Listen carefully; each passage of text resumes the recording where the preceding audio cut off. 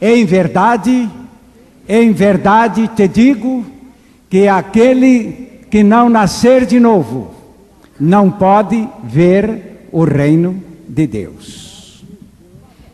Quantos aqui pertencem a uma igreja qualquer? Levante a sua mão. Eu levanto a minha, pertenço a uma igreja qualquer. Fazem parte de uma igreja. Entramos na igreja. Mas o estudo de hoje é a entrada para dentro do reino de Deus. A irmã havia entrado na igreja, mas só entrou no reino, ou para dentro do reino, quando teve uma experiência de novo nascimento. Continuo afirmando que existe de dentro das igrejas um caminho largo para o inferno, porque pessoas que entraram na igreja e não foram renascidas, não galgarão o reino, não alcançarão o céu, estão perdendo tempo com a sua religiosidade e com a sua religião. Estou baseado nas palavras de Jesus, quando ele declara que aquele, qualquer que, todo que não nascer de novo, não pode ver o reino de Deus. Lembro-me de um garoto que, quando afirmamos este versículo, ele me levantou esta pergunta: então a gente não pode ver o reino de Deus? Jesus disse que não. A gente vai entrar cego no reino de Deus, pastor?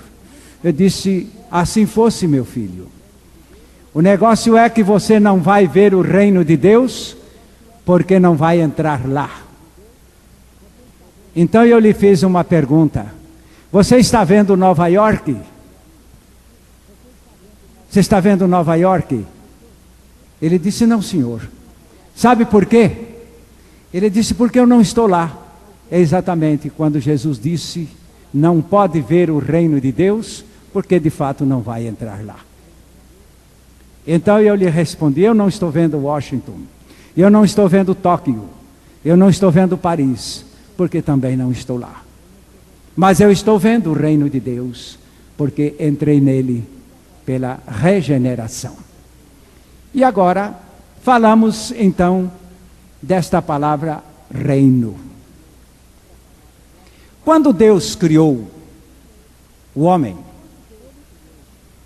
Ele criou, antes disto, o mundo. Todas as coisas foram criadas.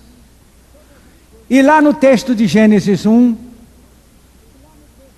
versículo 26, vamos verificar ali que para 3 coisas Deus criou o homem. Vejam aí, 3 coisas. A primeira, a segunda e a terceira, vamos lá. Também disse Deus: façamos o homem à nossa imagem, conforme nossa semelhança. Tenha ele domínio sobre os peixes do mar, sobre as aves dos céus, sobre os animais domésticos, sobre toda a terra e sobre todos os répteis que rastejam pela terra. O ser humano foi criado para ser, primeiro, a imagem de Deus. Segundo, para ser a semelhança de Deus. E terceiro, para governar o mundo. Está aí um mundo criado, e então Deus criou o homem para governar. Para governar. Estava tudo certo. Deus o Pai criando um governador para a terra. Mas no triste capítulo 3 de Gênesis, os nossos pais se renderam ao diabo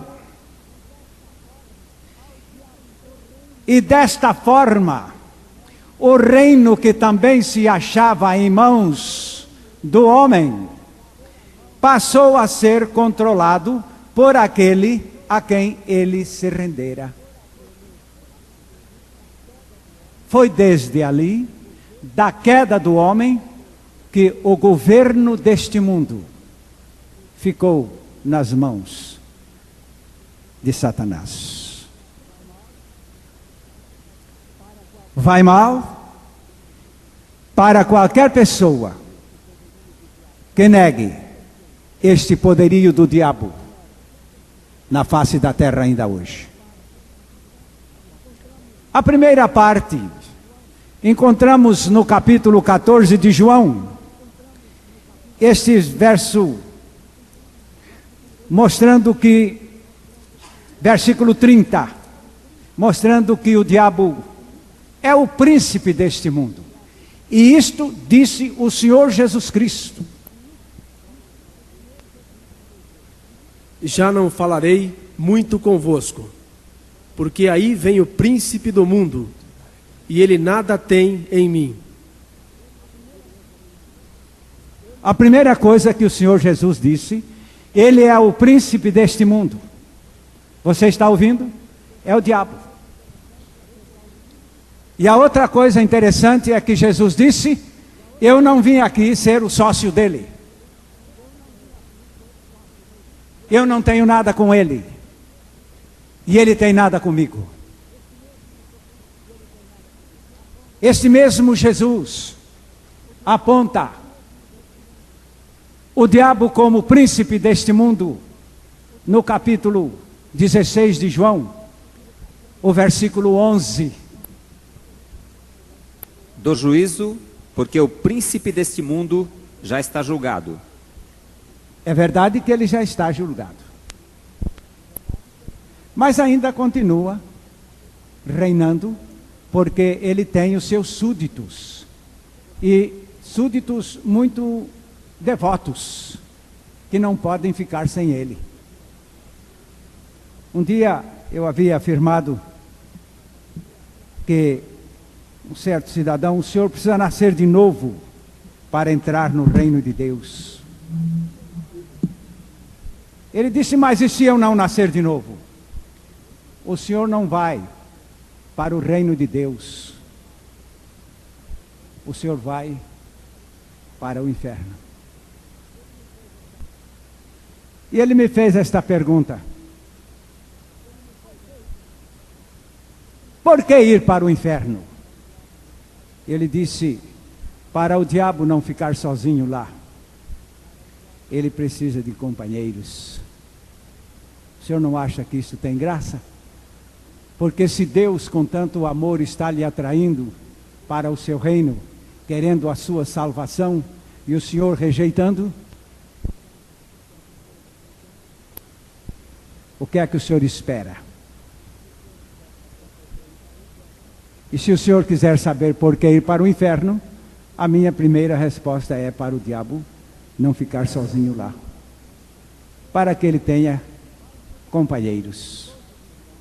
Mas no capítulo 12 de João, verso 31, o Senhor Jesus continua falando do rei deste século.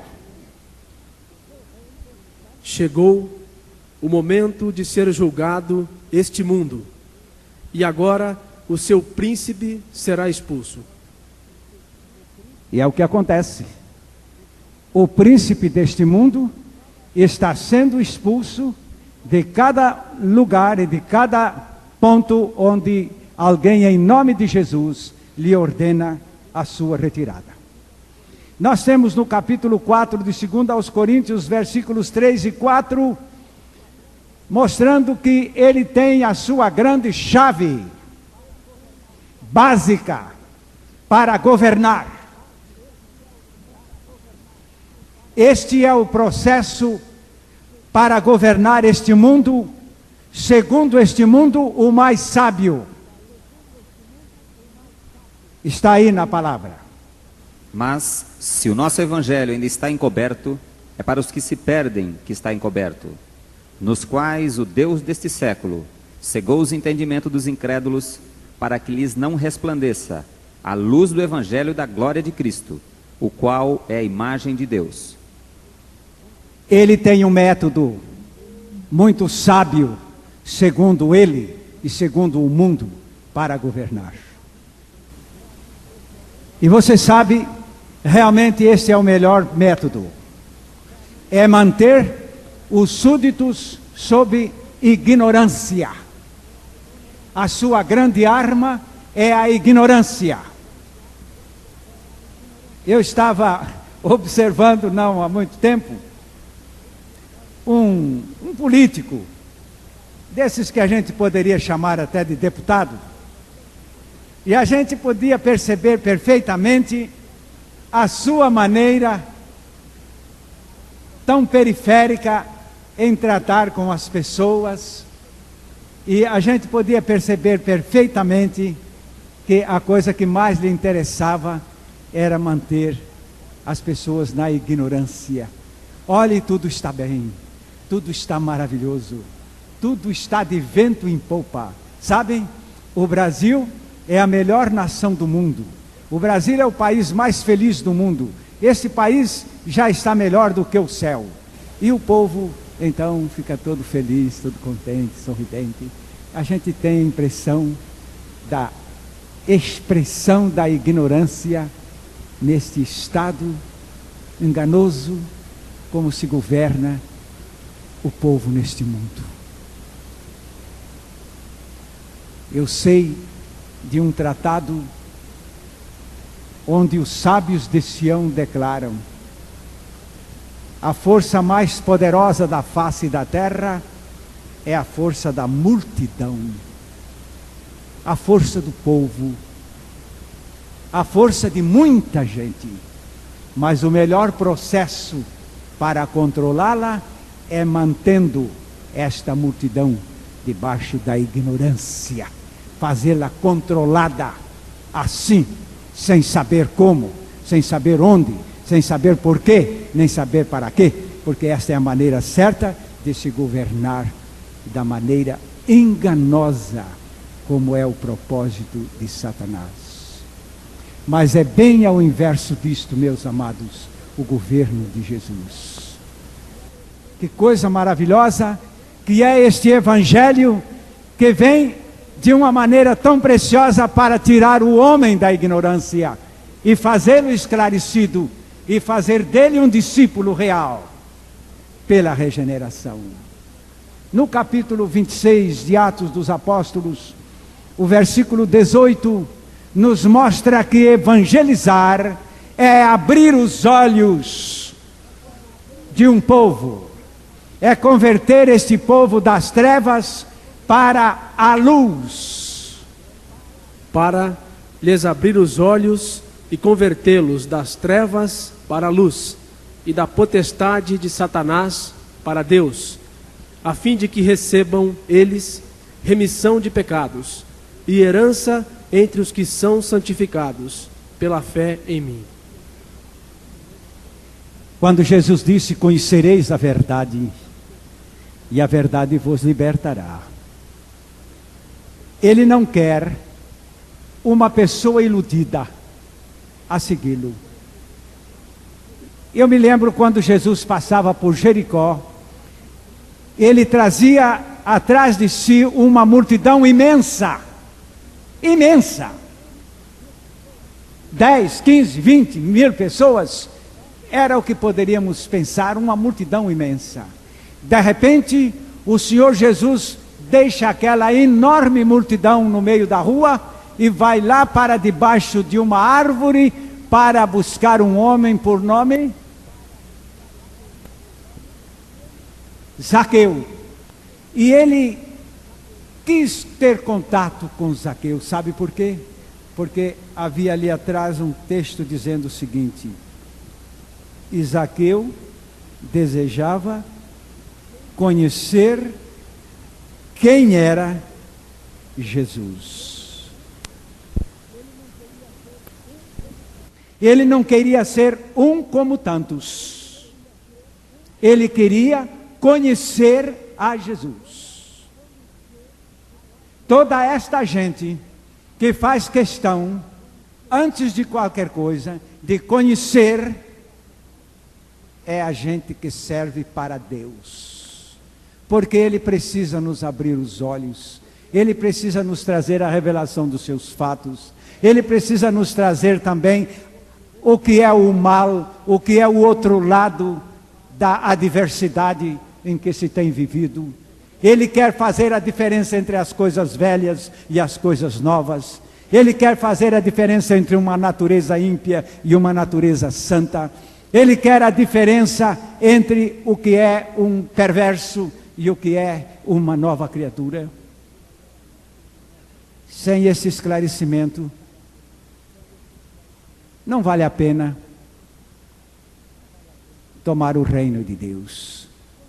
Mas agora, quando começou o reino de Satanás na terra? Foi na queda do homem. E o reino de Deus já havia começado na criação do homem. Ele já podia governar no primeiro dia que foi criado. Ele não precisava ficar maduro para governar. Ele já foi criado perfeitamente maduro para governar. E governou um pouco. Eu me lembro que há um texto lá em Gênesis que Deus criou mais alguns animais e veio ao homem e disse: você aí que está governando a coisa, não é? Bota nome em cada animal desse aí e solta aí debaixo do teu governo. Deus também passou a respeitar o senhor governador deste mundo. Mas o senhor governador deste mundo rendeu-se a Satanás e ele ficou sendo governado. No capítulo 5 de 1 João, o versículo 19. Sabemos que somos de Deus e que o mundo inteiro jaz no maligno. Você tem uma versão aí que diz que o mundo inteiro está no maligno. Eu vos pergunto, será que a palavra de Deus está falando a verdade? O mundo inteiro está no maligno. Uma certa ocasião, conversando com um pastor que eu respeito muito, não sei porquê, aquele dia ele estava bravo com o diabo. Ele disse: esse Satanás é um grande mentiroso. Ele chegou a dizer a Jesus que os domínios do reino deste mundo pertencem a ele. Ele é um grande mentiroso. Eu estava me lembrando desta passagem. Mas o mundo inteiro está no maligno. Não é mentira que Satanás está governando este mundo. E se você levantar a cabeça, não é? E começar a observar os acontecimentos deste mundo, você notará que ele está governando mesmo. Tem alguém por aí com medo de uma religião agora chamada satanismo, não é? Você está com medo do satanismo? Eu não estou. Sabem por quê? Porque ele já está governando. Outro dia eu estava observando ali sobre Nova Era, que Nova Era tem um plano, não é? De seduzir o povo, de aconselhar o povo, de ensinar o povo, ao ponto de subjugar esse povo para entregá-lo ao governo de Satanás. O diabo está dizendo: eu não quero isto. Nova Era vai fazer uma obra que eu já fiz há muito tempo. Eu tenho a impressão que essa nova era vai atrapalhar o diabo.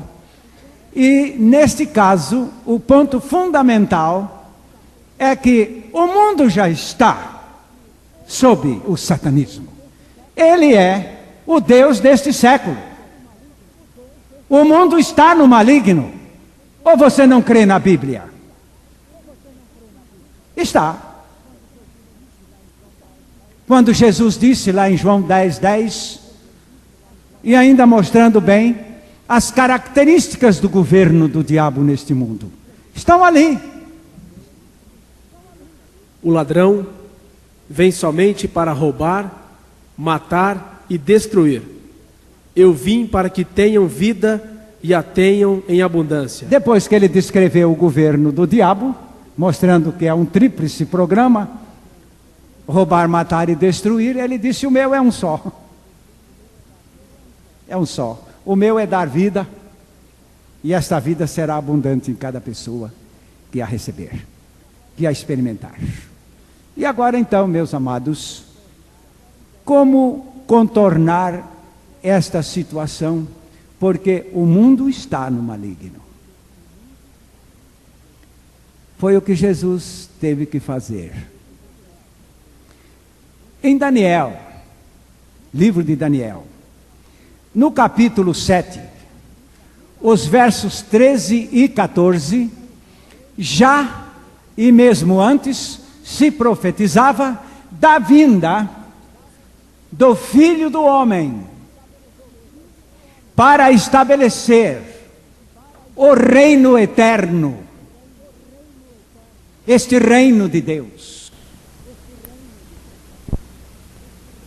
Eu estava olhando nas minhas visões da noite, e eis que vinha com as nuvens do céu, um como o Filho do Homem, e dirigiu-se ao ancião de dias, e o fizeram chegar até ele. Foi-lhe dado domínio e glória e o reino, para que os povos, nações e homens de todas as línguas o servissem. O seu domínio é domínio eterno, que não passará, e o seu reino jamais será destruído. É Jesus, é Jesus, é Jesus. A gente tem a impressão que Daniel veio depois dos evangelhos, mas ele descreve Jesus aí tão perfeitamente com o reinado que ele veio estabelecer. Quando Jesus nasceu, começaram a chamá-lo de Rei dos Judeus, Rei de Israel. Os próprios apóstolos seguiram a Jesus, um tanto interessados neste reino de Israel, que de certo Jesus veio estabelecer. E em Lucas capítulo 4, versículo 43, o Senhor Jesus, como nunca escondeu este fato, sempre anunciava o seu reino. Anunciava o seu reino. Ele, porém, lhes disse: é necessário que eu anuncie o evangelho do reino de Deus, também às outras cidades, pois para isso é que fui enviado. Ora, este era um programa pré-estabelecido pelo Pai, dizendo: você vai nascer na terra, e você vai invadir o reino de Satanás, que está sobre o mundo que eu criei, e você vai estabelecer agora o reino de Deus. Você vai chegar e vai anunciar, e vai promover, e vai manifestar este reino de Deus. E ele, na mensagem de Mateus, chamou este reino de Deus de reino dos céus. Aí pelo capítulo 13 de Mateus, nós encontramos o verso 24, onde o Senhor Jesus aponta este reino de Deus como o reino do céu. Sabe por quê? Porque ele procede de lá, de onde foi que Jesus desceu. Ele disse isto: ninguém desceu do céu, senão o Filho do Homem que está no céu. Portanto, este reino que ele veio estabelecer, procede de lá. Por isto se chama reino do céu. Vamos ler. Outra parábola lhes propôs, dizendo: o reino dos céus é semelhante a um homem que semeou boa semente no seu campo. Verso 31. Outra parábola lhes propôs, dizendo: o reino dos céus é semelhante a um grão de mostarda, que um homem tomou e plantou no seu campo. O 33.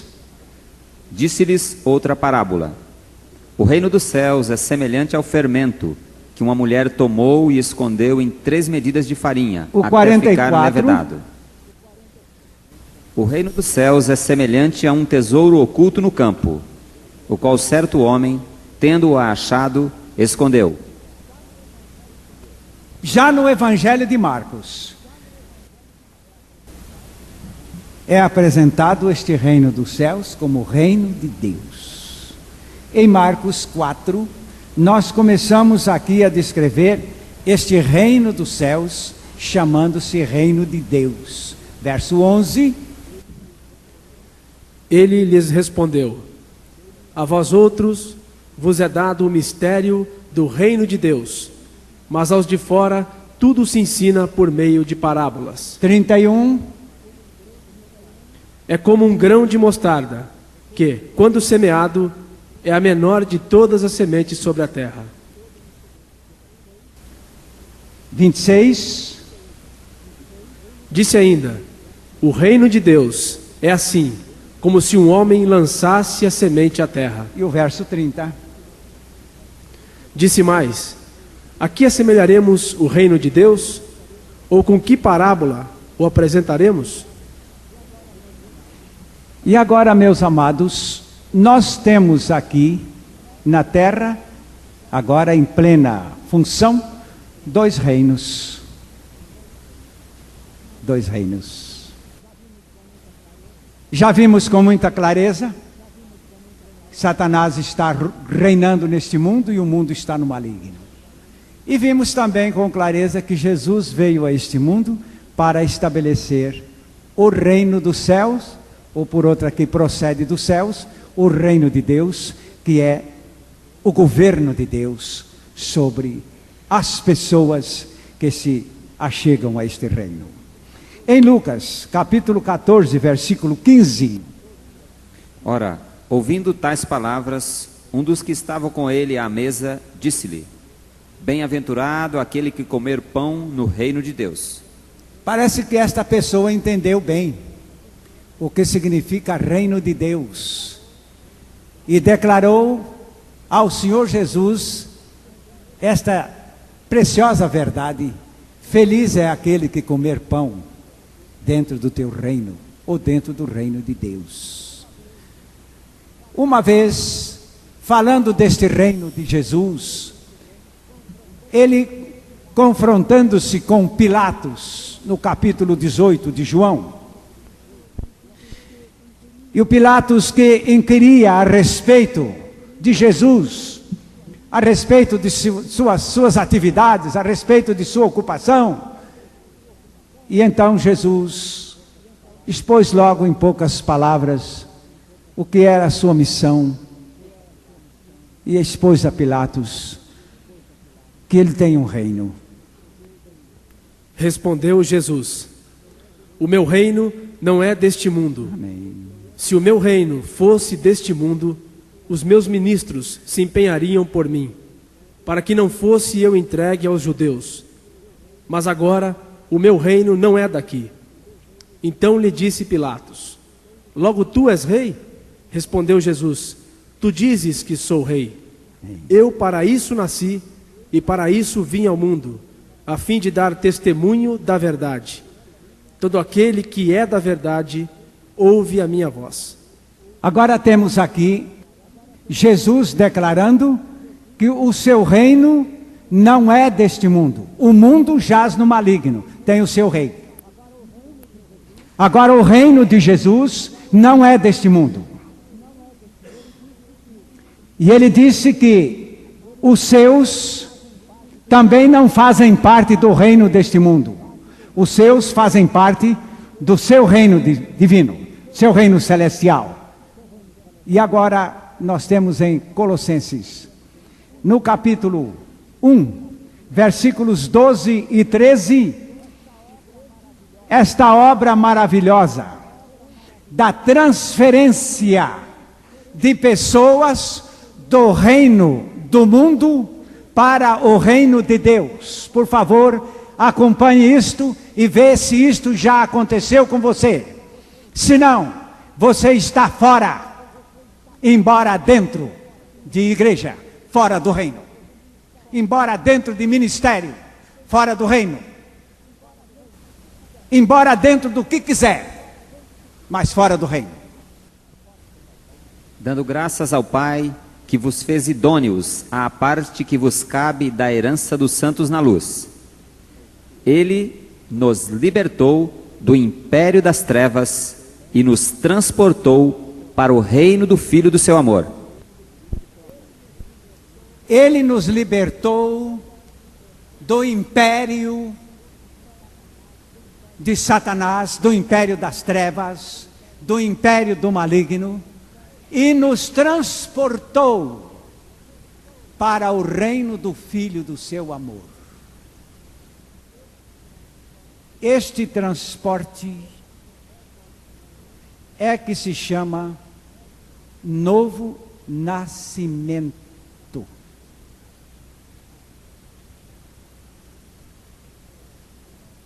Ô, irmão Sidney, você é brasileiro? Por que você é brasileiro? Ah, a resposta é esta: porque nasceu no Brasil.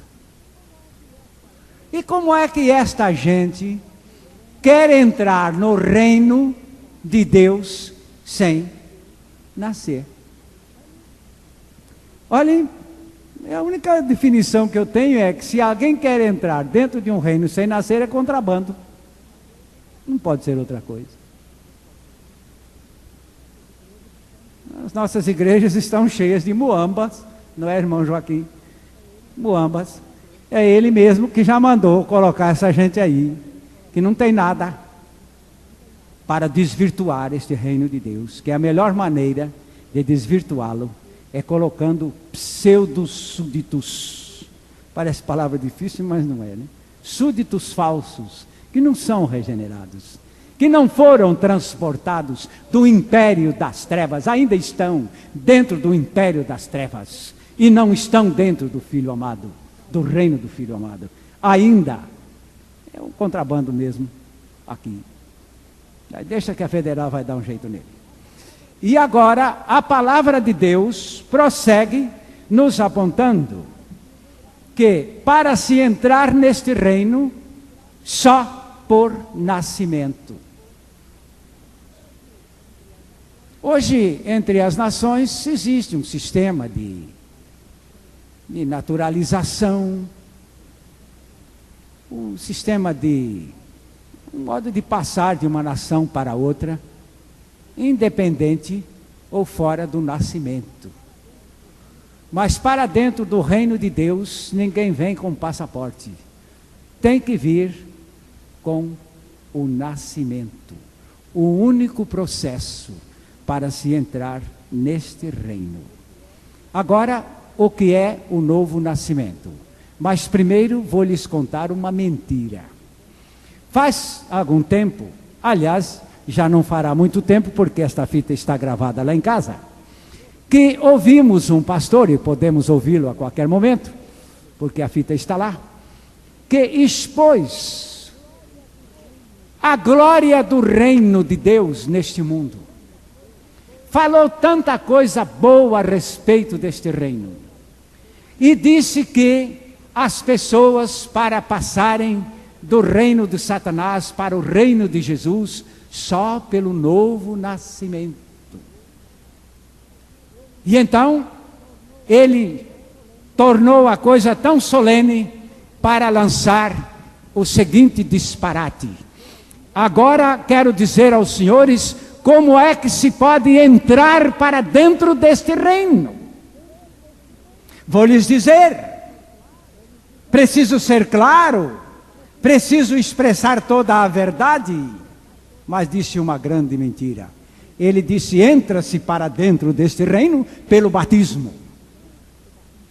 Não apoiado. A palavra de Deus não aceita isto. Porque pelo batismo, muita gente tem ido para o inferno. Eu até posso afirmar aos senhores que as coisas que têm levado maior número de pessoas para o inferno, uma delas é o batismo. Porque há muita gente que pensa que entrou no reino de Deus pelo fato de estarem batizadas. Mas a palavra de Deus não aceita isto. E é interessante que aquele pastor vai além.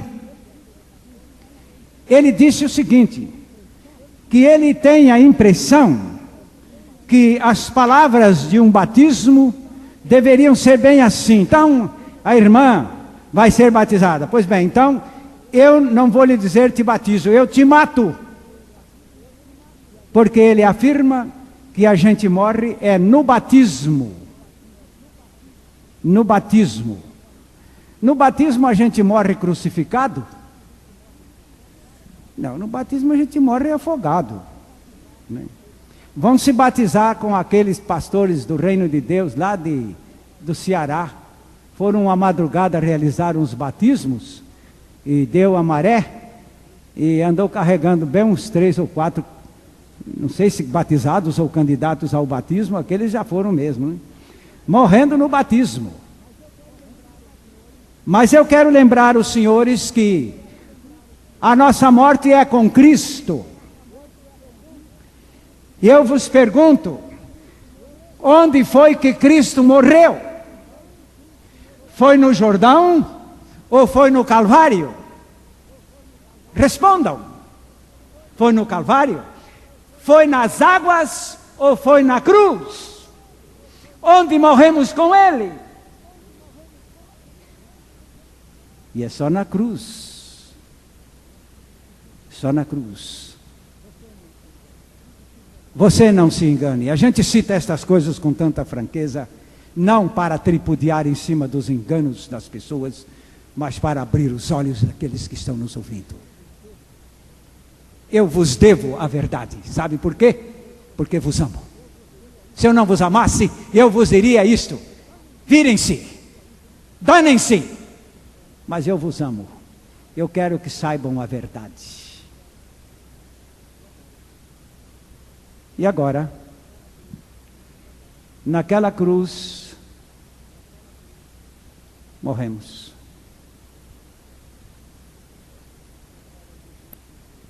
E agora Jesus nos levou à morte naquela cruz. Você já notou que a cidadania de uma pessoa num país subsiste somente até a hora do seu atestado de óbito lavrado? Dali para frente, esta cidadania não funciona mais. Ou você não notou isso? Você já ouviu de algum defunto que tem se candidatado em algum partido político para algum cargo? Você já ouviu de algum defunto que se candidata a um emprego público? Já se ouviu de algum defunto? Nada, nada. Perde-se tudo quando se morre. Glória a Deus, o velho Abuchaim, que era súdito de Satanás, só pôde sair de lá. Eu fui até pastor para ele, mas só pôde sair de lá quando encontrou a sua morte com Cristo naquela cruz. Aí eu pude me voltar para o meu velho governador, não é? Agora, velho Satanás, eu não tenho mais nada contigo. Não tenho.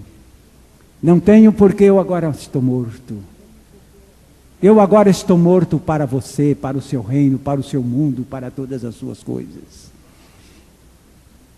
E a palavra declara que uma vez morrendo, nascemos. Na minha região não havia japoneses. Quero dizer, a região onde eu fui criado. E bem tarde na minha vida foi que eu fui ver o primeiro japonês.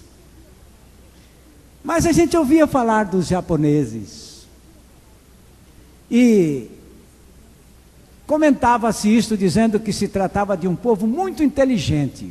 Esta honra os japoneses têm durante o tempo da minha ignorância. Eu pensava que seria um povo muito inteligente. Até seria bom não ter conhecido os japoneses. Eu pensava mais do que me pareceu depois. E a essa altura, eu ouvia alguém dizer assim: eles são tão inteligentes que quando eles morrem aqui no Brasil, eles nascem no Japão. Acaba de morrer aqui, já estão nascendo lá. Muita inteligência. Depois eu descobri esta coisa também muito inteligente, destas pessoas que morrem em Cristo, não é? E imediatamente nascem dentro do reino de Deus.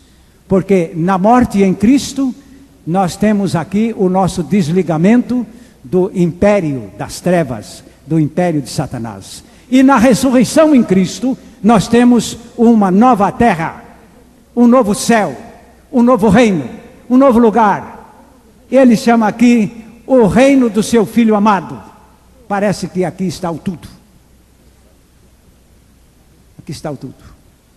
Na ressurreição em Cristo, nós nos levantamos para uma outra coisa. Eu quero lembrar os irmãos que acham que morreram com Cristo e ressuscitaram com Cristo. Mas vejam bem, morreram aí no império das trevas e ressuscitaram continuando no mesmo império das trevas. Não é a experiência que o Senhor Jesus veio trazer.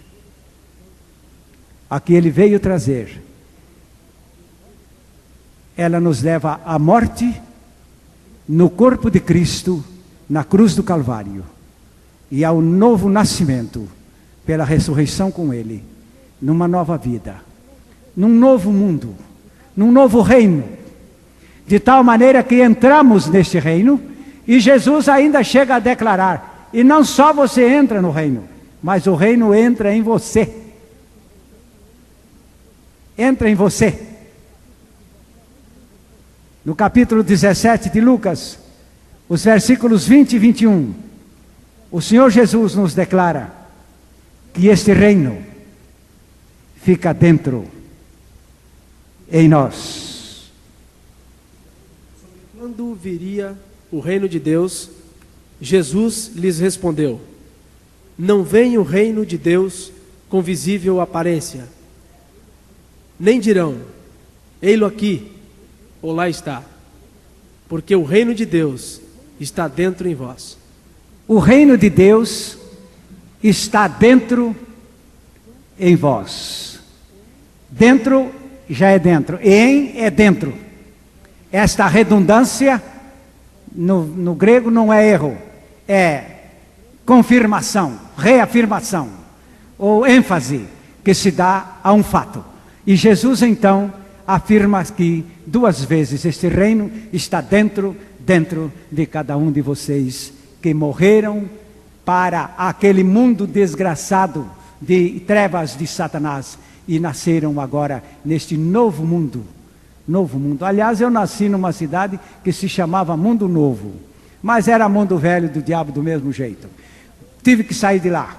E agora Deus, na sua grande misericórdia, que nos enviou o seu Filho e que na cruz do Calvário nos atraiu para morrermos nele, a fim de que nesta morte deixemos este mundo velho de Satanás e maligno, e então na nossa ressurreição nele partamos para uma nova, agora sim é nova era, entendem, irmãos? Agora sim é a verdadeira nova era. É aquela era onde Satanás não terá mais o seu governo. Porque se ele não tem nada com o nosso rei, não tem nada com os seus súditos. E em 1 João capítulo 5, versículo 18, esta gloriosa palavra nos mostra que o maligno fica tão alheio a uma nova criatura, ao ponto de nem poder tocá-la. Sabemos que todo aquele que é nascido de Deus não vive em pecado. Antes, aquele que nasce de Deus o guarda, e o maligno não lhe toca. Se o maligno não pode tocar, logo não pode governar uma nova criatura. Finalmente, nós temos aqui em Apocalipse, no capítulo 17, os versos 13 e 14, falando da nossa reunião com Ele, definitivamente, num lugar completamente diferente deste mundo. Ele virá, e vamos nos encontrar com o nosso grande Rei, Rei dos reis e Senhor dos senhores. Mas somente estarão com Ele os seus fiéis. Vamos agora a esta última leitura da palavra. Tem estes um só pensamento, e oferecem à besta o poder e autoridade que possuem. Pelejarão eles contra o Cordeiro, e o Cordeiro os vencerá, pois é o Senhor dos senhores e o Rei dos reis. Vencerão também os chamados eleitos e fiéis, que se acham com ele. Você não precisa ter medo da pré-eleição, viu? Nós não estamos com medo da pré-eleição. Aqui os eleitos são aqueles que ressuscitaram com Jesus. Não precisa pensar na pré-eleição, que ela é louca para confundir a gente, né? Mas estão eleitos todos quantos ressuscitaram com Jesus. Estes passaram para dentro do seu reino, e estes reinarão com ele eternamente. Glória a Jesus, glória a Jesus, glória a Jesus. Amém, meus amados? O nosso grande Rei, de quem nós somos súditos decisivamente. Amém.